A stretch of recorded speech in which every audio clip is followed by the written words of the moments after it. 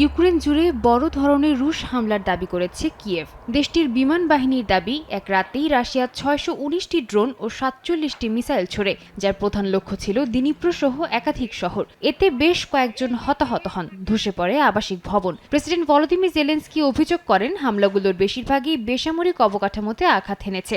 অন্যদিকে রাশিয়ার প্রতিরক্ষা মন্ত্রণালয় ইউক্রেনের সামরিক শিল্প, জ্বালানি ও পরিবহন অবকাঠামোতে নির্ভুল হামলা চালিয়ে নতুন এলাকা দখলের দাবি করেছে। জবাবে ইউক্রেন রুশ ড্রোন ভূপাতিত করে খার্কিভ অঞ্চলে নিজস্ব বহুদানা হাউইটজার দিয়ে পাল্টা হামলার দাবি করেছে। তীব্র সংঘাতের মধ্যেও সীমিত অগ্রগতি দেখা গেছে বন্দি বিনিময়ে।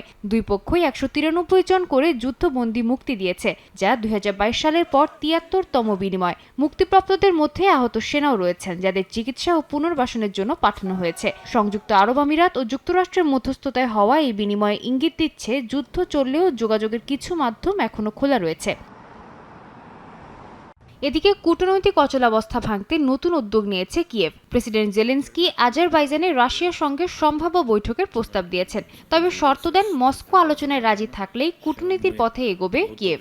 একই সঙ্গে আঞ্চলিক অংশীদারদের সঙ্গে প্রতিরক্ষা ও জ্বালানি সহযোগিতা বাড়ানোর চুক্তিও করেছে ইউক্রেন। সাদিয়া তাসনিম, সময় সংবাদ।